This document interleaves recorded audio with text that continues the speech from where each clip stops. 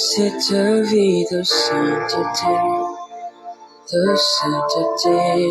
en moi. Cette vie de sainteté en moi. Cette vie de sainteté en moi.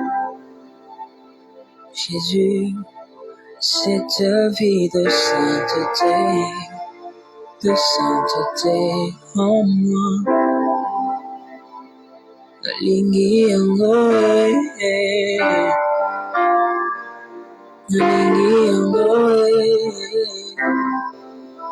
Papa, nalingi yango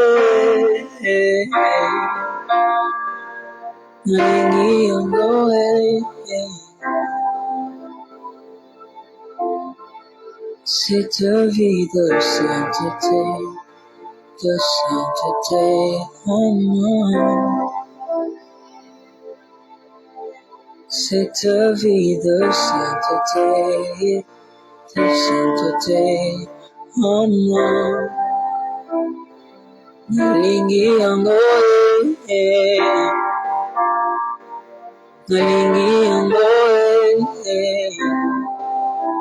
Papa, nalingi yango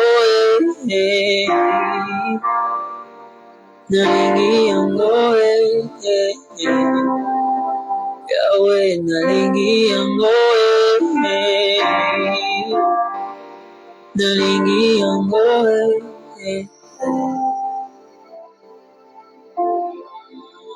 Que serait mon histoire si on m'enlevait Jésus? Que serait mon histoire si on m'enlevait Jésus? Où irais-je? Que ferais-je sans toi? Jésus, où irais-je? Que ferais-je sans toi? Que serait mon histoire si on m'enlevait Jésus? Que serait mon histoire si on m'enlevait Jésus? Naponi yango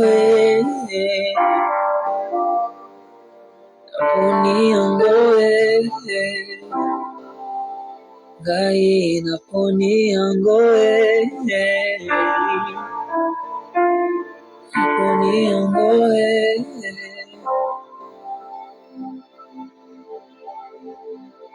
Que ferais-je sans toi?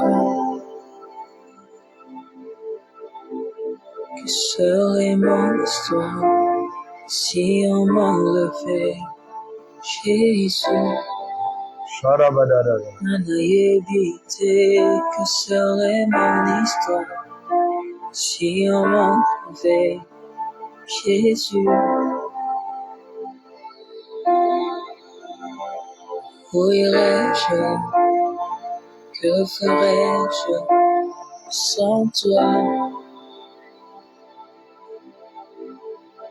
Que serait mon histoire si on m'enlevait Jésus? Naponi yango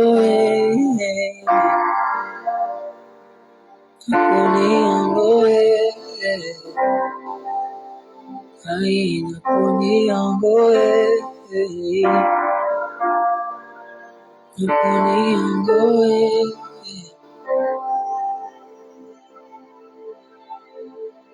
Que serait mon histoire?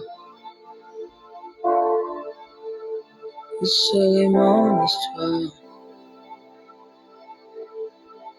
Que serait mon histoire sans toi, Jésus? Où irais-je? Que ferais-je sans toi?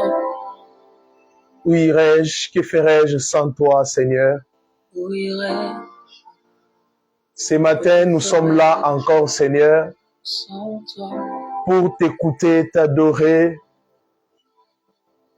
car la Bible dit, approchez-vous avec assurance du trône de la grâce.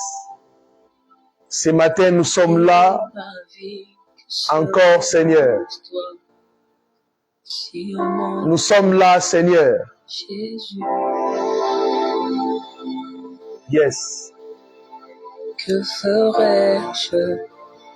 Où irais-je sans toi? Que serait mon histoire? Yes. Si on m'enlevait Jésus. Gloire à toi, Adonai Yehoshua, Amashia, nous te bénissons, nous te rendons infiniment grâce. Tu es digne d'être élevé, tu es digne d'être adoré, Seigneur. Nul n'est comme toi, Seigneur. Ce matin, nous te bénissons, car tu es l'unique et le véritable Elohim. En dehors de toi, il n'y a pas la vie. En dehors de toi, il n'y a pas la paix, il n'y a pas le repos, Seigneur. C'est toi le véritable sabbat. C'est toi qui donnes la paix, la joie et le repos. Tu es digne. Nul ne peut se comparer, Seigneur, à ton Seigneur. Adonai, Yehoshua, nous te bénissons, nous te rendons grâce. Les garants d'une alliance plus excellente. Nous te bénissons. Sois élevé pour le souffle de vie.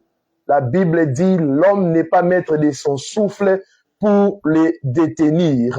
Si nous sommes comptés parmi les vivants, c'est par ta grâce, Seigneur. C'est par ta grâce, Seigneur.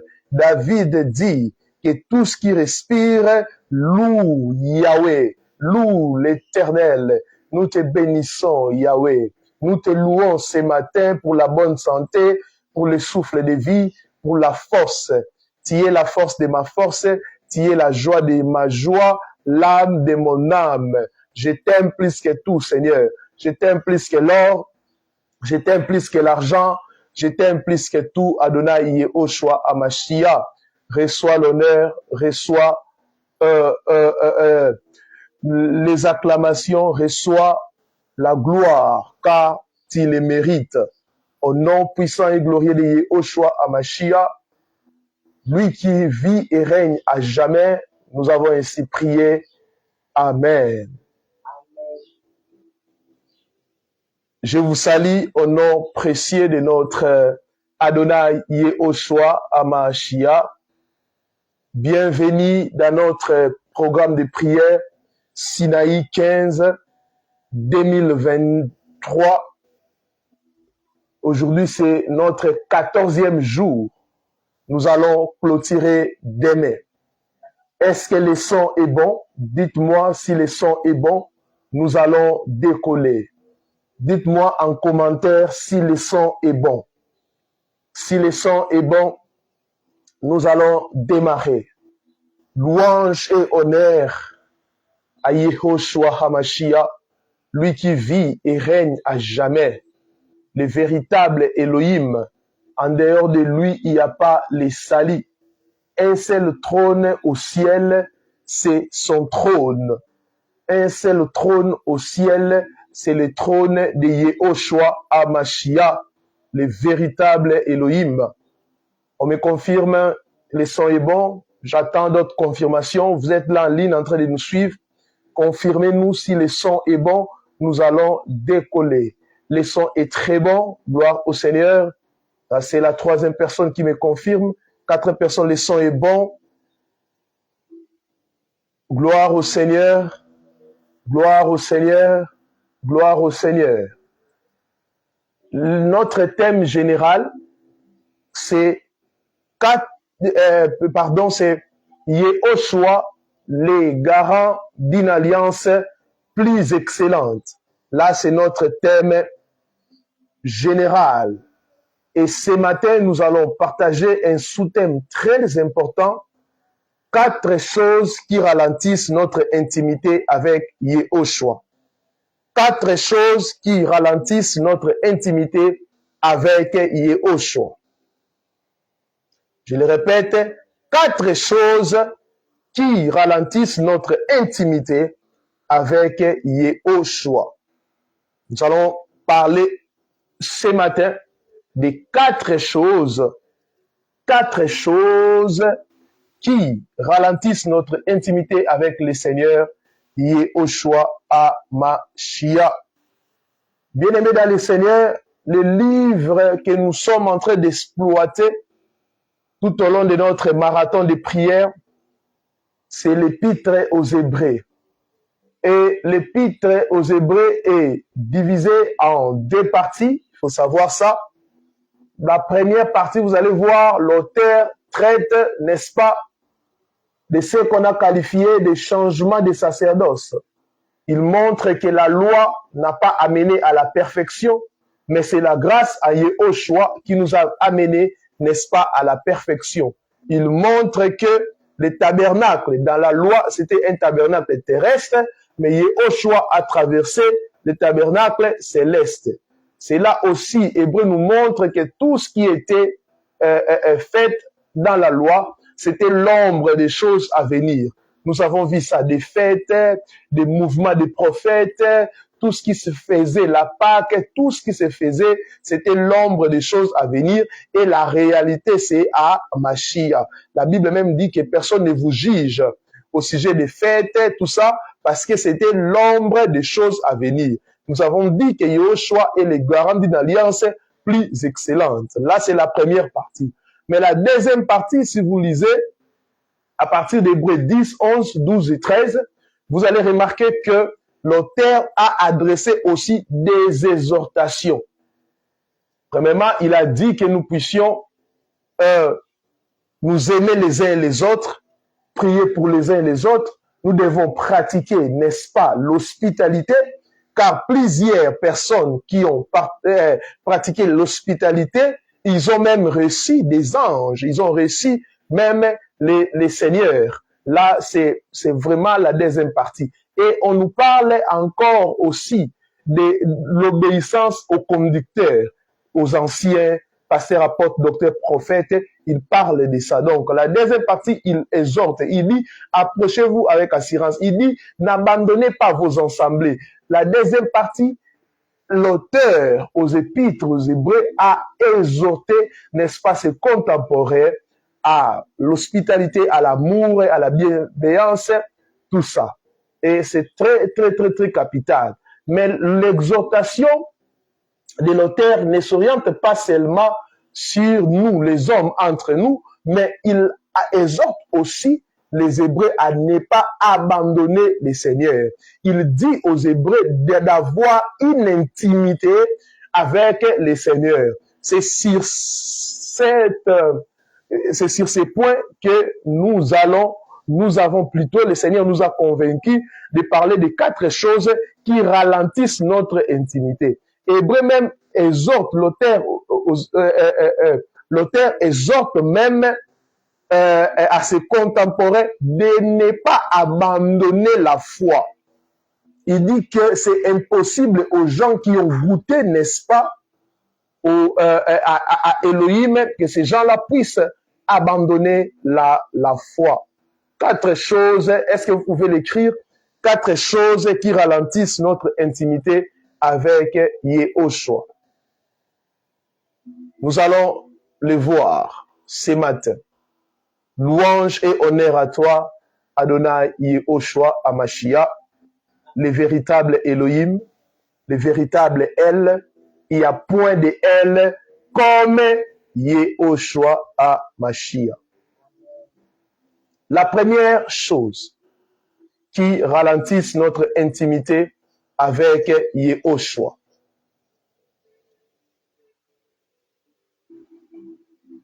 Un cœur découragé. La première chose qui ralentisse notre intimité avec Yehoshua, la première chose, un cœur découragé. C'est pour cela, vous allez voir que l'auteur dit aux enfants, à ses contemporains de ne pas abandonner. N'abandonnez pas votre assurance. N'abandonnez pas. Comment les gens arrivent-ils à abandonner? C'est le découragement. La première chose qui ralentit notre intimité avec Elohim, un cœur découragé. Nous devons reconnaître que notre grande puissance vient du Seigneur. 2 Corinthiens 4, 7 à 10. 2 Corinthiens chapitre 4, à partir du verset 7e jusqu'au 10e verset. Il est écrit, nous portons ces trésors dans des vases de terre afin que cette grande puissance soit attribuée à Elohim et non pas à nous. Nous sommes pressés de toute manière, mais non réduits à l'extrémité. Dans la détresse, mais non dans le désespoir. Persécutés, mais non abandonnés. Abattus, mais non perdus. Portant toujours avec nous dans notre corps la mort de Yehoshua, afin que la vie de Yehoshua soit aussi manifestée dans notre corps. Reprenez vos places. Vous voyez ici, 2 Corinthiens 4, 7, 10, l'apôtre Paul dit quelque chose de très nécessaire. Il dit que nous sommes pressés de toute manière, mais non réduits à l'extrémité. Dans la détresse, mais non dans le désespoir. Persécutés, mais non abandonnés. Des gens qui se découragent, n'est-ce pas, freinent leur intimité avec Elohim. Si vous observez les gens que Elohim utilise, vous vous rendez compte que dans le naturel, ils ont l'apparence d'être fragiles, inutiles et indignes. Le Seigneur utilise les gens. Paul est en train de dire, nous portons ces trésors, mais dans des vases de terre. Donc nous sommes fragiles, nous sommes, n'est-ce pas, parfois inutiles ou indignes.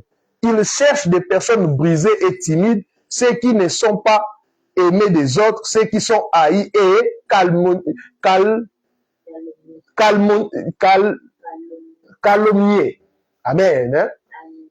C'est ça, le Seigneur cherche des gens comme ça, des gens fragiles, des gens qui n'ont pas, n'est-ce pas, la force. Ils cherchent des choses inutiles, des gens qui n'ont pas de force pour les fortifier. Et le Saint-Esprit n'est pas à la recherche de croyants parfaits, il est à la recherche de croyants brisés qui s'appuieront sur lui de façon inconditionnelle. Pourquoi il cherche des gens fragiles, brisés? Parce que ces gens-là sont humbles et ils vont s'appuyer sur lui. La puissance en nous ne voudra pas insinuer que nous sommes sans problème. Nous sommes aussi fragiles que des vases d'argile contenant des grands trésors. En tant que croyants, nous devons embrasser notre destinée et le processus qui vient avec. Chaque fois que vous faites face au découragement, rappelez-vous que c'est une stratégie de l'ennemi qui a pour objectif de vous déconnecter de votre intimité avec Yehoshua. C'est la stratégie de l'ennemi, le découragement. Il va envoyer des problèmes, la persécution. Les Hébreux à l'époque, quand l'auteur écrivait, ils étaient découragés par la persécution. Ils subissaient la persécution. Ce sont des Juifs qui ont cru, mais ils étaient abandonnés, insultés. Ces gens-là ont subi vraiment des humiliations, la persécution, mais l'auteur dit à ces gens-là de ne pas abandonner. Attention, peut-être tu es malade, peut-être tu te sens seul, peut-être que tu te sens brisé, ne te décourage pas, sache que Yehoshua est avec toi. Remarquez que Elohim n'aime pas des personnes parfaites. Pour pouvoir pleinement comprendre ces principes, nous devons comprendre comment Elohim fonctionne. Elohim fonctionne de l'intérieur vers l'extérieur. Esprit, âme, corps. Il fonctionne de l'intérieur vers l'extérieur. Les gens sont en train de voir l'extérieur, mais les gens ne savent pas ce qu'il y avait est en train de faire avec toi à l'intérieur.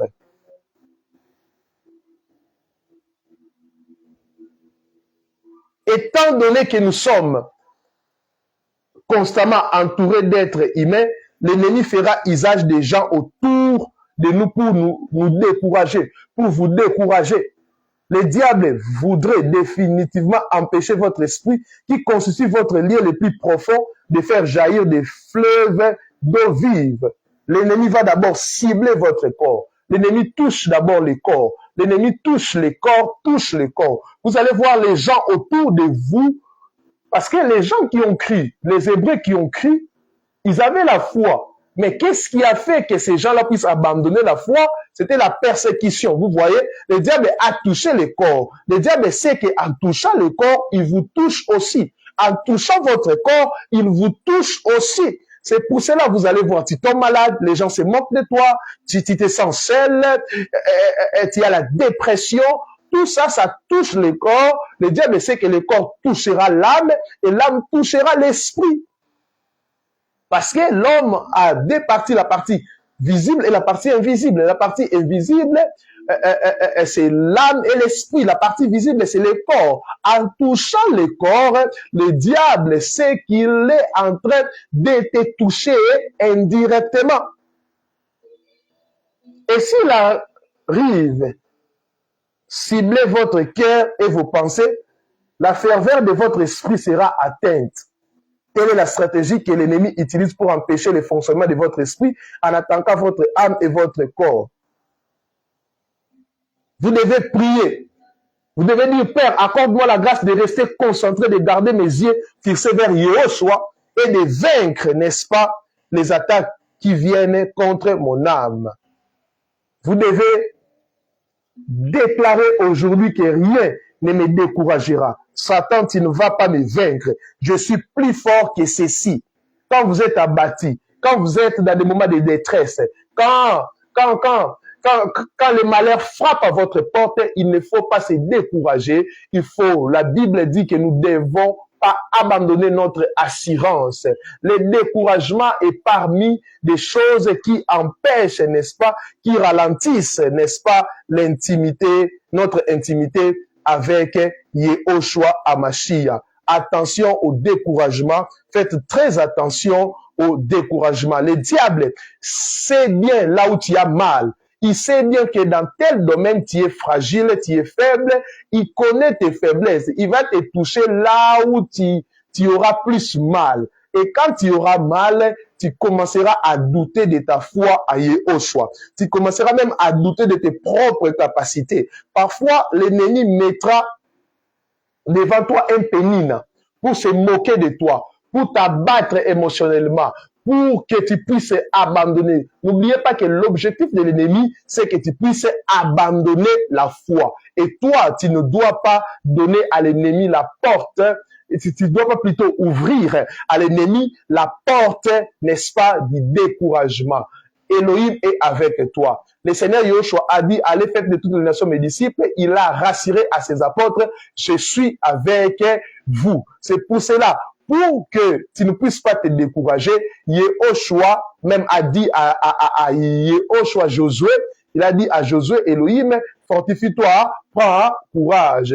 Je serai avec toi comme j'ai marché avec Moshe. Pourquoi il dit ça? Pour que tu ne puisses pas te décourager. Quand le découragement frappe à ta porte, pense que le Seigneur est avec toi. Pense que le Seigneur est avec toi. Quand le découragement frappe dans ta famille, quand il y a les malheurs, sache que Yehoshua pleure avec toi. Il est un souverain sacrificateur compatissant. Pense que Yehoshua est en train de pleurer et de compatir avec toi. Si tu regardes à gauche et à droite, tu vois personne. Regarde au ciel, tu verras Yehoshua assis sur le trône. Il est en train de compatir avec toi. Tout ce que tu passes et tu traverses, il est avec toi. Je déclare que tu vas pas abandonner la foi. Je déclare que l'ennemi ne va pas te vaincre. Je prie pour des gens qui passent par des moments difficiles maintenant.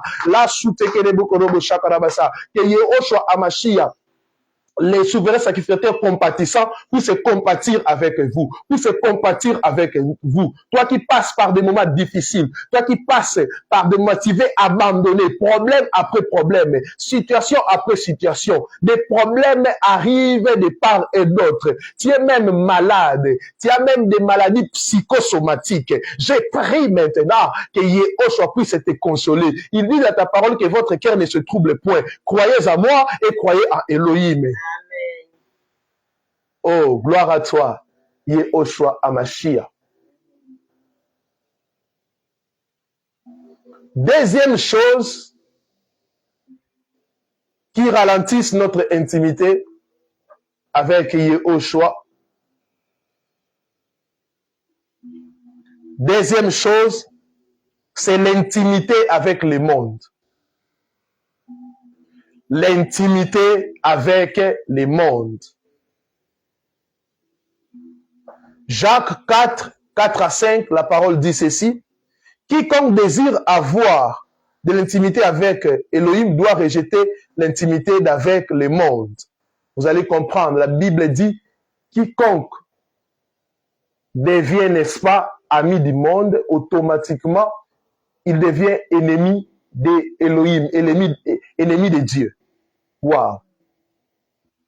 Lorsque vous êtes un ami du monde, vous faites ce que le monde fait. Elohim nous appelle à être différents. 2 Corinthiens, si vous lisez le chapitre 6, à partir du verset 16e jusqu'au 18e verset, 2 Corinthiens 6, 16 à 18, quel rapport y a-t-il entre les temples d'Elohim et les idoles? Car nous sommes les temples du Dieu vivant. Comme Dieu l'a dit, j'habiterai et je marcherai au milieu d'eux, je serai leur Elohim et ils seront mon peuple. C'est pourquoi sortez du milieu d'eux et séparez-vous, dit le Seigneur. Ne touchez pas à ce qui est impur et je vous accueillerai.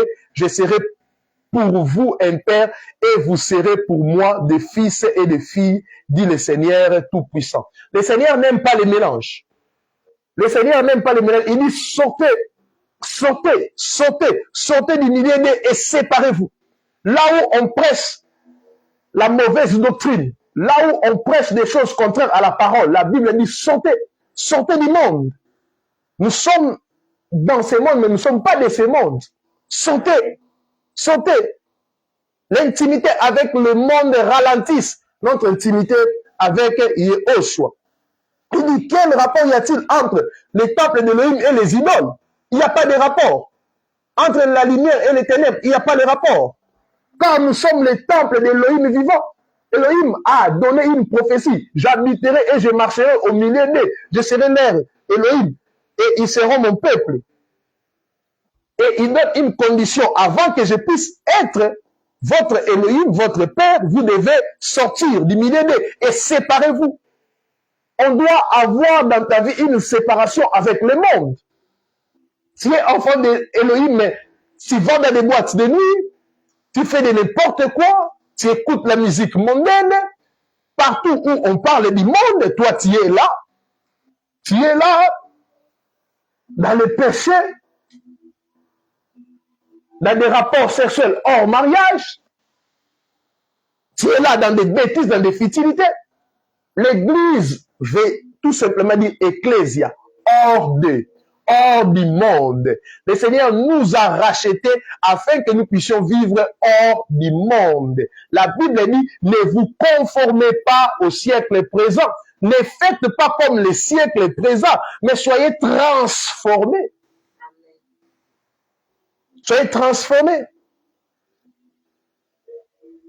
L'esprit d'Elohim à l'intérieur de vous est saint.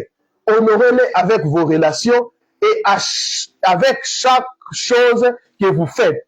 Peu importe là où vous êtes tombés, lèvons-nous tous ensemble et courons vers lui. Abandonnons les œuvres mortes, abandonnons les péchés, abandonnons la masturbation, abandonnons l'impudicité, abandonnons les mensonges, abandonnons les fausses accusations, abandonnons tout ce qui est mal. Sortez du milieu d'eux. Toi, tu es un enfant d'Elohim, tu dois vivre selon les principes du royaume et non selon les principes de ce monde. Tu dois vivre selon les principes du royaume. une personne qui n'est pas encore séparée avec le monde, il ne peut pas avoir une bonne intimité, une bonne relation avec Elohim. Les péchés empêchent Elohim, n'est-ce pas, de communier avec nous. Écoutez, quand nous croyons à notre Adonai Yehoshua, nous devenons saints. Nous sommes plus des pécheurs, nous sommes des saints. Les pécheurs, c'est qui? Les pécheurs, c'est celui qui est en dehors du Seigneur.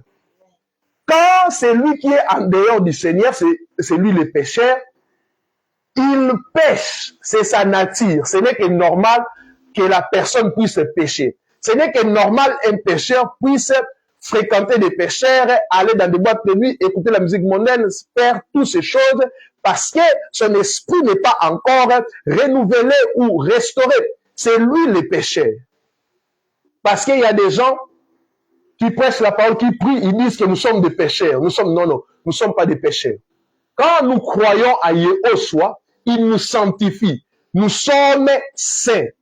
Et la sainteté, même l'Apocalypse, c'est la robe blanche, sans tache. Et nous devons garder cette robe propre. Quand nous péchons, nous tachons la robe. Et nous devons garder notre sainteté. L'église qui sera enlevée, c'est l'église sainte, sans défaut et sans tache. Plusieurs sont vierges, mais ils sont folles. Les vierges folles rateront l'enlèvement. Et Elohim ne peut pas habiter. La Bible dit, n'attristez pas le Saint-Esprit. Quand un saint pêche, il attriste le Saint-Esprit, c'est-à-dire il brise sa communion avec Elohim. Il brise sa communion avec Yehoshua Hamashiach ce soir, ce matin plutôt. Si tu as péché, tu es saint, tu as crime, tu as péché, je te dis une parole, va, le Seigneur t'a pardonné, mais ne pêche plus, ne répète pas. Parce que le pardon d'Elohim n'enlève pas nécessairement les conséquences du péché. Tu vis dans la publicité? Oui, tu as un enfant, Elohim va te pardonner, mais l'enfant sera là. Tu as le VIH, tu auras toujours des conséquences. C'est pour cela qu'il faut garder la robe blanche pour que Yehoshua puisse, n'est-ce pas, communier avec toi. Je ne sais pas si ce soir, ce matin plutôt, je suis en train de bénir quelqu'un.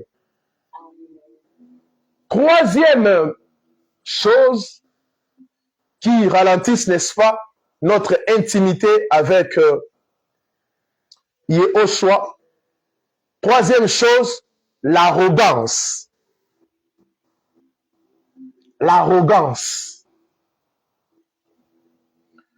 Jacques 4, 6 à 10, la Bible dit, Dieu résiste aux orgueilleux. Elohim résiste aux orgueilleux. À ceux qui s'humilient, à ceux, Dieu accorde sa grâce de plus en plus. Restez ferme et résistez au diable. Reconnaissez que vous êtes fragile. Gardez votre cœur de toute forme de justice de soi. La Bible dit clairement que Elohim résiste aux orgueilleux. Et tu ne peux pas avoir une bonne intimité si tu es arrogant, tu es hautain, tu es orgueilleux. Le premier péché de l'humanité, c'est l'orgueil. Lucifer, le diable, a dit quoi? Je monterai. Je serai semblable au Très-Haut. Vous voyez ça?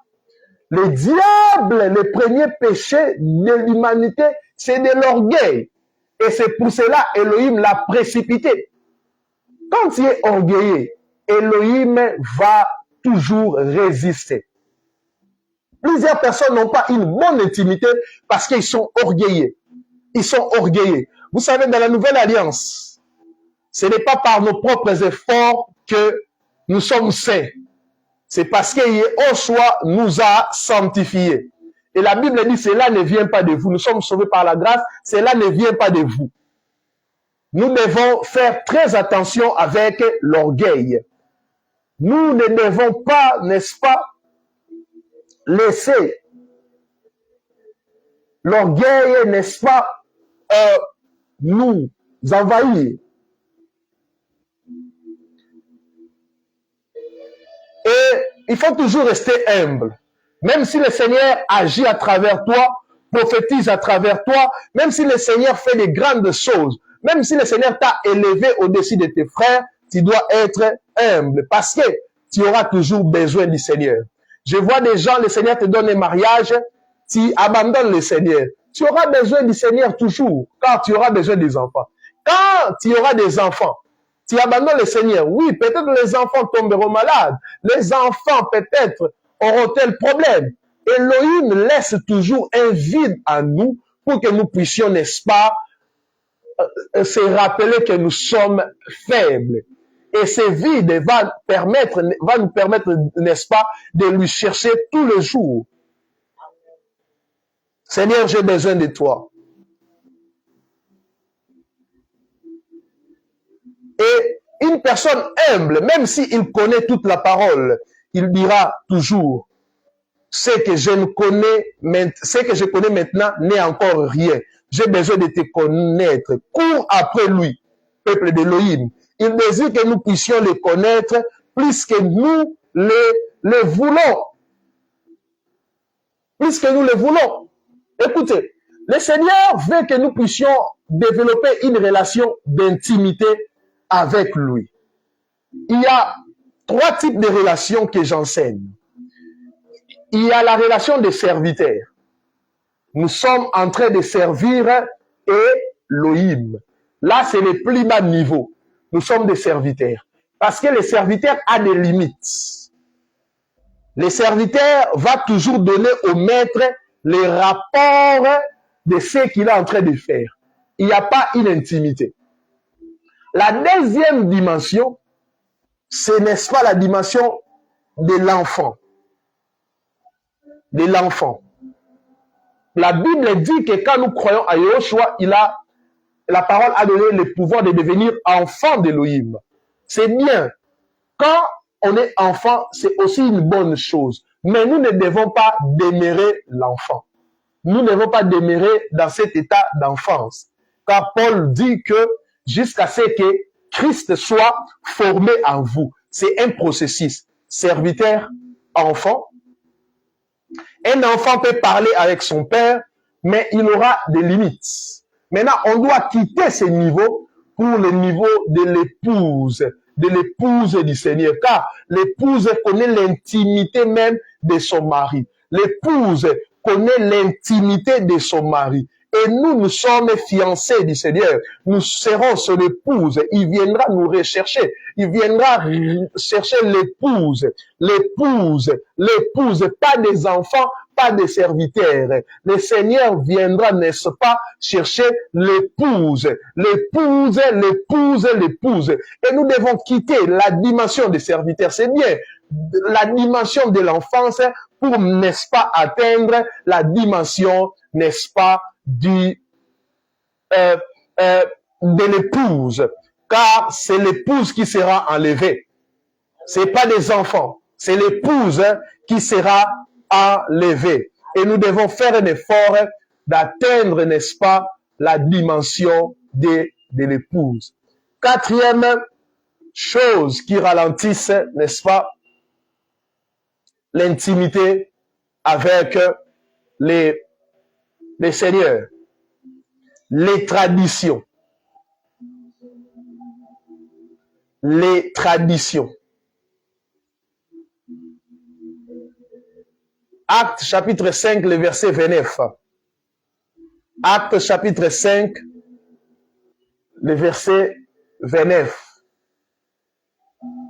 Pierre et les apôtres répondirent, il faut obéir à Elohim plutôt qu'aux hommes. Wow. Galates 1, le verset 10. Galates chapitre 1er, le verset 10. Et maintenant, est-ce la faveur des hommes que je désire ou celle d'Elohim? Est-ce que je cherche à plaire aux hommes? Si je plaisais encore aux hommes, je ne serais pas serviteur de Mashiach. Wow. Ils ont posé la question aux apôtres. Et les apôtres ont répondu clairement. Il faut obéir à Dieu plutôt qu'aux hommes. L'une des choses qui empêche, qui ralentissent l'intimité, notre intimité avec le Seigneur, ce sont les traditions des hommes. Et aujourd'hui, les gens abandonnent la parole du Seigneur à cause des traditions. Le Seigneur n'a pas dit allez enseigner les traditions aux gens. Non. Le Seigneur a dit enseignez-leur à observer tout ce que je vous ai prescrit. C'est ça. Donc, la parole du Seigneur doit dominer sur son ecclésia. Seule la parole du Seigneur est digne de foi. Seule la parole du Seigneur doit être, n'est-ce pas, mise en pratique et écoutée. Aucune tradition peut être, n'est-ce pas, aucune tradition ne peut abroger, n'est-ce pas, la parole du Seigneur. Les apôtres ont fait un choix. Oui. Tu peux être là entre ton mari et Yehoshua. Tu feras quel choix? C'est Yehoshua. Tes parents et Yehoshua, tes enfants et Yehoshua. C'est le Seigneur qui est élevé au-dessus de tout. Pas nos traditions, pas nos relations. Aucune relation ne peut t'empêcher ou aucune relation ne peut mettre une barrière ou déranger ton intimité avec Yehoshua. Toute relation qui toute relation qui, n'est-ce pas, dérange ton intimité avec Yehoshua, cette relation, n'est-ce pas, est vouée à l'échec. Tu dois couper cette relation, tu dois vraiment arrêter de fréquenter cet homme, cette femme, cette église. L'église qui te pousse à pécher, l'église qui enseigne les traditions des hommes, pas la parole du Seigneur. Tu ne dois pas fréquenter cette assemblée, même si le pasteur est connu, même si le pasteur a beaucoup d'argent, même si le pasteur te nourrit, tu dois dire non. Les apôtres ont fait un choix très clair. Ils doivent obéir d'abord au Seigneur, d'abord à Elohim. Si ton chef te donne des ordres contraires à ta foi, tu dois refuser. Si ton mari te donne des ordres contraires à ta foi, tu dois refuser. Si ta femme te donne des ordres contraires à ta foi, tu dois refuser. Si ton pasteur te donne des ordres contraires à la foi, tu as le droit de refuser. C'est pour cela que nous devons être comme les chrétiens de Béret qui examinaient les Écritures afin de voir si ce que les apôtres prêchaient est conforme. Pourquoi les Béret refusaient que les apôtres puissent leur enseigner leurs traditions ou leurs pensées? Chers hommes de Dieu, n'enseignons pas nos pensées ou nos traditions, enseignons la parole du Seigneur. Enseignons la parole du Seigneur. Les traditions ont fait du mal à l'Église. Dans la parole du Seigneur, il n'y a pas le mariage religieux. Donc, ce n'est pas obligatoire. Mais dans les églises, on oblige les gens. Tout le monde n'a pas l'argent pour organiser des fêtes. Le mariage de la Bible a été toujours au niveau de la famille. Au niveau de la famille. La Bible dit que c'est le père qui marie sa fille. Et c'est le père qui doit décider si il doit demander quelque chose ou doit faire quoi. Mais nous sommes venus avec des traditions pour, n'est-ce pas, faire porter les enfants d'Elohim des fardeaux et des fardeaux, des traditions qui n'ont rien à voir avec la parole. On dit que Mashiach nous a rachetés déjà, mais on demande encore l'offrande de rachat. C'est démoniaque. C'est démoniaque. Si vous avez fait, demandez à manger, mais n'obligez pas les gens à donner une offrande qui n'existait pas. Aujourd'hui, les traditions dominent sur la parole du Seigneur. Paul dit ici, si je plaisais encore aux hommes, je ne serais pas serviteur de Mashiach. Quiconque vit pour les gens, tu vis pour les gens. Qu'est-ce que les gens diront? Tu n'es pas serviteur de Mashiach. Tu n'es pas enfant de Mashiach. Un enfant Mashiach vit pour plaire à Christ, pour plaire à Yehoshua. Tu dois te poser la question, ce que j'ai fait, est-ce que Yehoshua sera content? Il y a des gens, tu es enfant d'Elohim, tu ne prends pas l'alcool, tu ne vas pas dans les boîtes de nuit, mais comme tout le monde y va, tout le monde fête, une fête démoniaque, toi aussi tu es obligé par complaisance, tu as peur. C'est pour cela que le christianisme n'a pas d'impact. Les musulmans sont vraiment dans la religion, oui, ils sont dans des hérésies, dans la fausseté, mais eux, s'il s'agit de prier, même dans les aéroports, je raconte des musulmans, si c'est 12 heures, même ils sont dans la salle d'attente, ils sont en train de prier. S'il fait 12 heures dans des magasins, même si tu viens avec $3000 pour acheter, ils diront non, ils diront non, ils diront non. Paul dit, et maintenant, est-ce que la faveur des hommes que je désire ou celle d'Élohim? Est-ce que je cherche à plaire aux hommes? Pourquoi tu cherches à plaire aux hommes? Qu'est-ce que les gens diront? Qu'est-ce que les gens diront? Non, il ne faut pas te poser cette question, qu'est-ce que les gens diront? Si cela plaît au Seigneur, il faut être sans foutiste. Il faut s'en foutre du reste. Si ce que je fais, ça plaît au Seigneur, je m'en fous. Je m'en fous de tout ce que vous pouvez dire. Je m'en fous, je m'en fiche. C'est ça. Si je plaisais encore aux hommes, je ne serais pas serviteur des machines. Si tu vois un serviteur de l'Élohim plaire aux hommes, parce qu'aujourd'hui, il y a des pasteurs qui cherchent des connexions, qui cherchent la paix avec tous, même en sacrifiant même des vérités bibliques. Ils appellent n'importe qui mon frère. Pourquoi? Par complaisance, par peur d'être rejeté. Vous savez, si les apôtres avaient, n'est-ce pas, les intentions de plaire à tous, mais on n'aurait même pas cette Bible. On n'aurait même pas cette Bible. Ils sont morts. Des martyrs. Pourquoi? Ils ont refusé de plaire aux gens. Ils ont refusé de plaire aux gens. Tu sais bien que la chose que tu es en train de faire est contraire à la parole, mais tu continues. Tu sais bien que la relation que tu es en train d'entretenir avec cet homme, avec cette femme, c'est contre la volonté divine. Mais pour plaire aux hommes, tu continues. Tu sais que cet homme-là est occultiste. Assoiffé du mariage que tu es, tu acceptes cet homme. Tu vends ton âme pour le mariage, pour le bien matériel, pour avoir l'argent. Tu touches au fétiche pour plaire aux hommes, pour une Jeep, pour une maison. Tu sacrifies ton intimité à cause du mariage. Tu sacrifies ton intimité à cause des biens périssables. Tu sacrifies, n'est-ce pas, ta dignité à cause du monde, à cause des choses périssables. Chère maman, tu sacrifies ton foyer à cause des choses périssables. Hébreu, que nous sommes en train de lire, la Bible dit que le mariage soit honoré de tous et que le lit conjugal soit exempté, n'est-ce pas, de toute souillure, car Elohim jugera les adultères et les impudiques. Papa, tu suis, n'est-ce pas, ton foyer à cause des biens de ce monde. Tu deviens homosexuel pour une Jeep, pour les succès éphémères. La plupart des musiciens, des chanteurs, des pasteurs, des libertés sont des homosexuels à cause de la popularité.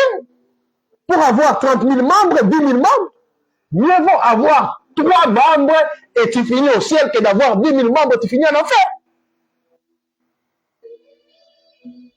Tu verras un homme, on l'appelle homme de Dieu, mais alors que c'est une femme.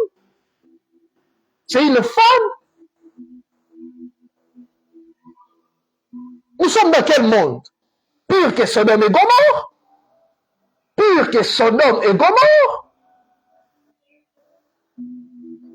Les gens sont dans la masturbation, dans l'homosexualité et tout ça. Pour un succès éphémère. Il y a des gens qui ont même tué leurs parents à cause des succès éphémères. Pourquoi? Les gens diront, les gens diront, les gens diront. Non, frère. Nous devons plaire au Seigneur. Nous vivons pour lui, pas pour le monde. Étienne est mort. Pourquoi? Il pouvait même dire, j'abandonne la foi, laissez-moi vivre. Mais il a accepté de mourir. Oh, quelle génération! Sauvez-vous de cette génération perverse. Deutéronome 12, le verset 32. Écoutez. Deutéronome 12, 32, il est écrit, vous observerez et vous mettrez en pratique toutes les choses que je vous ordonne. Vous n'y ajouterez rien et vous n'en retrancherez rien. C'est écrit aussi à Apocalypse. Non, nous ne devons pas retrancher la parole du Seigneur à cause des traditions. Nous ne devons pas ajouter des choses dans la parole du Seigneur à cause, n'est-ce pas, de nos prisons, n'est-ce pas, sexuelles. Il y a des gens qui prêchent la polygamie, un message démoniaque. Vous pouvez revoir mon enseignement que j'ai prêché sur, n'est-ce pas, la Torah de l'esprit de vie à Yoshua. Vous allez voir que quiconque prêche la polygamie, c'est vraiment un démon. C'est un sorcier. Un message venu de l'enfer. Je l'ai dit. Vous voyez comment les gens sont en train d'altérer la parole du Seigneur au profit de leur tradition. Au profit de leur tradition. Combien encore enseigne la parole du Seigneur? Combien enseigne encore la parole du Seigneur? Les gens sont plongés dans l'argent. Aujourd'hui, dans les églises, il y a même 10 paniers, 15 paniers, 20 paniers. L'église n'est pas une banque. Le rôle d'une banque, c'est de comptabiliser les billets des banques. L'église, son rôle, c'est de comptabiliser les âmes. La Bible dit que le Seigneur a ajouté ceux qui ont été sauvés. Mais aujourd'hui, les pasteurs sont dans tout, mais sauf nos âmes. L'argent, demandant l'argent, bouffant des dîmes, bouffant des offrandes, bouffant même de l'argent des pauvres chrétiens. Vos yeux sont fixés que dans ça. Même les jeunes qui aspirent au ministère, la plupart, ils ont des pensées erronées. Parce qu'ils ont faim, parce qu'ils n'ont pas de travail, parce qu'ils n'ont pas bien étudié. Et ils pensent qu'en touchant une Bible, prêchant dans des bus, demandant de l'argent. D'ailleurs, des gens qui demandent l'argent dans des bus, je ne sais pas sur quelle base que vous demandez l'argent. Sur quelle base? Un bus, c'est devenu une assemblée locale. Et c'est là, de paix à vous, je vais parler. Je parle et je parlerai toujours. Vous voyez ça? Vous voyez ça? Les gens servent le Seigneur, non pas pour le Seigneur, mais pour eux. Les gens servent le Seigneur, non pas pour présenter le Seigneur, pour qu'eux-mêmes puissent être connus. C'est ça des motivations aujourd'hui. Des motivations des jeunes, cherchant des normes de vie sur YouTube, tout ça. C'est ça vraiment des motivations. Et quand vous analysez le contenu de leur message, ça n'a rien à voir avec la parole. Ça n'a rien à voir. Ça n'a rien à voir. En tout cas, nous sommes fatigués de ces bêtises. Nous sommes fatigués. Et vous allez voir, dans ces endroits, il y a des scandales. Tel couche avec tel a fait ceci avec tel a fait ceci, tel a sodomisé tel fait ceci, et des chantres qui n'ont pas des inspirations, mais seulement demandant des cachets avant de prester. Avant de prester. Des chantres qui pident. Des chantres qui pident. Pour adorer le Seigneur, vous mettez un prix. $10, $20, $50. On a vu ça où? Dans la Nouvelle Alliance, même Hébreu le dit, les gens contribuent librement. La Bible, on appelle ça d'ailleurs libéralité. Les gens donnent librement. Et non, il faut forcer. Donne ton Isaac. Une aberration. Isaac n'a jamais été donné. Si un pasteur t'a demandé Isaac, dis au pasteur, rendez-moi mon Isaac, car Isaac a été rendu.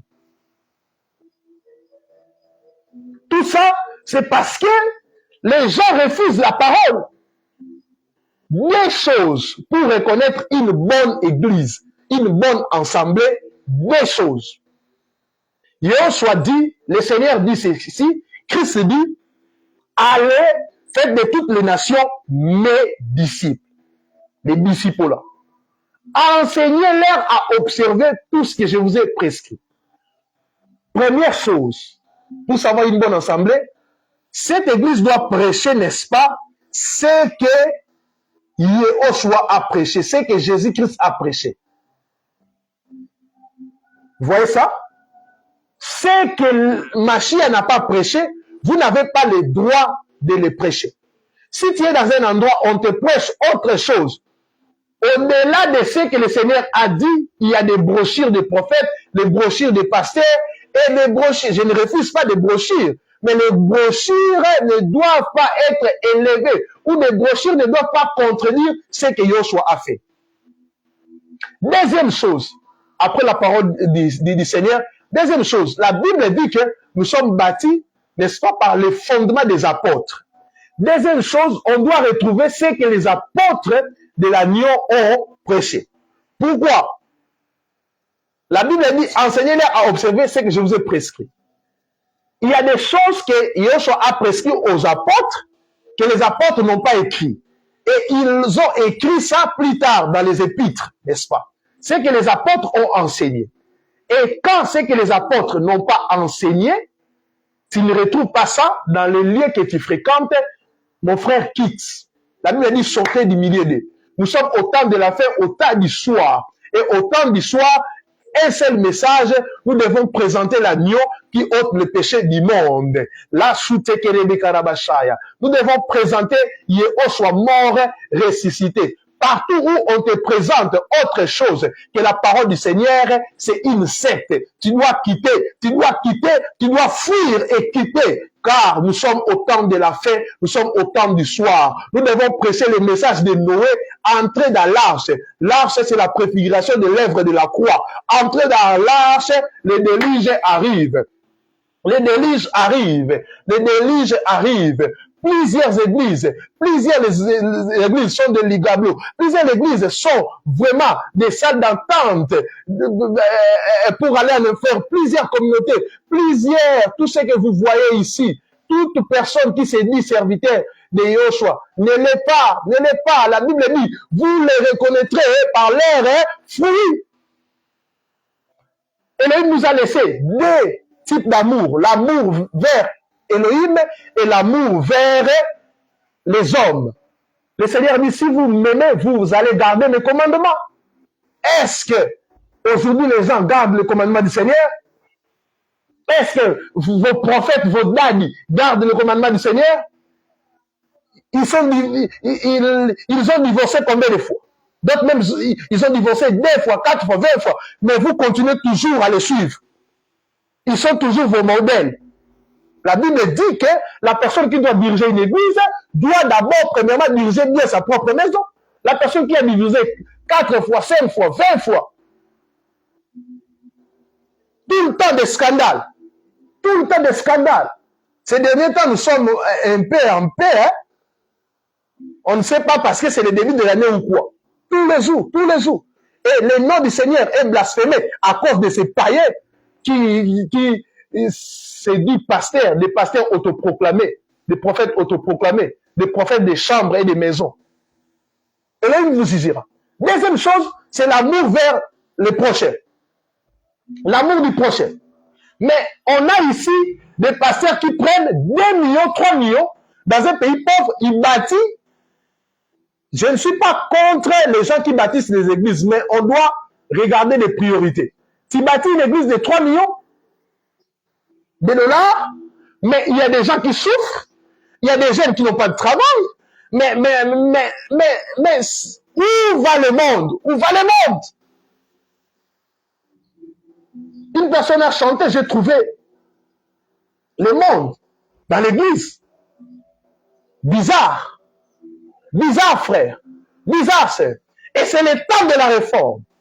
Retour radical aux fondements apostoliques. C'est le temps du réveil.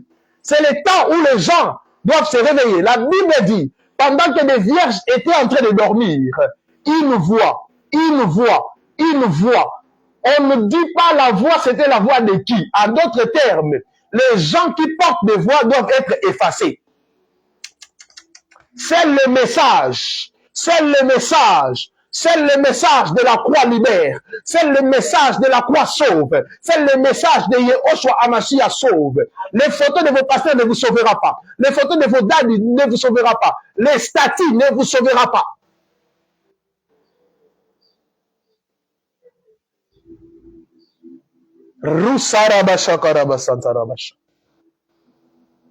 Triste réalité. C'est pour cela, vous devez développer une intimité sérieuse, profonde avec le Seigneur. Ne regardez pas sur nous, les pasteurs prophètes, non. Nous sommes des pécheurs sauvés par grâce. Regardez à l'agneau. Regardez au Seigneur. Quand il y a des gens qui abandonnent le Seigneur parce que Un serviteur a péché. Non. Ne fixez pas les yeux sur des hommes là. Regardez l'agneau. Développez une intimité avec l'agneau. Et si tu n'as pas encore trouvé une bonne église, si tu veux rester à la maison, reste, mais développe une intimité avec le Seigneur. Et le Seigneur va t'orienter dans une bonne assemblée pour que tu puisses communier. Parce que la communion fraternelle, elle est aussi importante.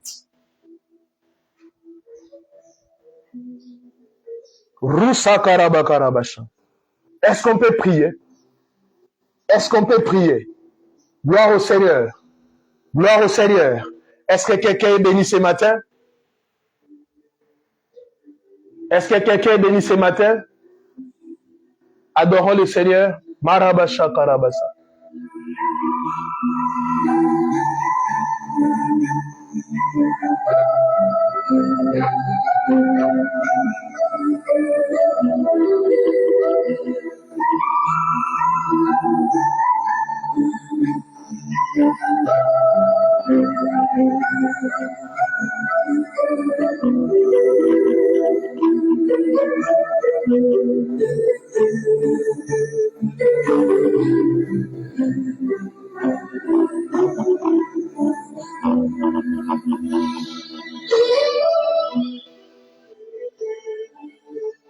Adonai, nous te rendons grâce, nous te bénissons pour ces messages puissants.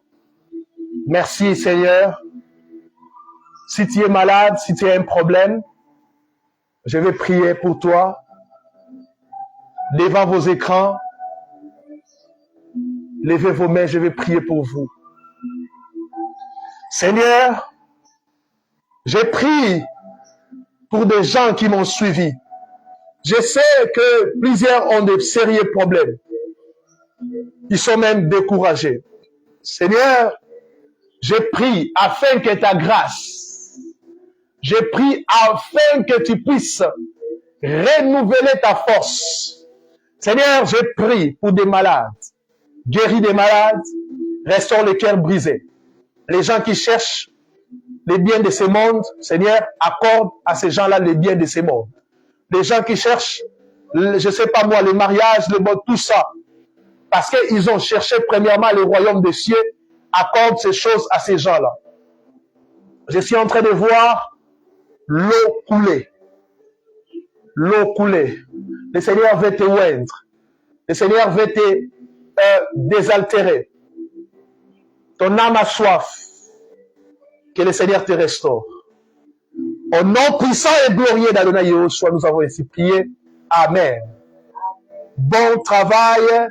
Allez dans vos bureaux. D'autres même nous ont suivis. Ils sont dans leur bureau.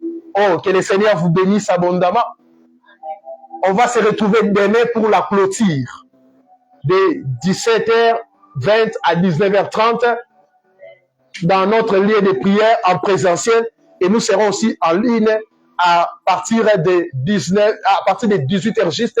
Notre sous-thème sera « Ne m'oubliez pas ». Que le Seigneur vous bénisse. Bonne journée.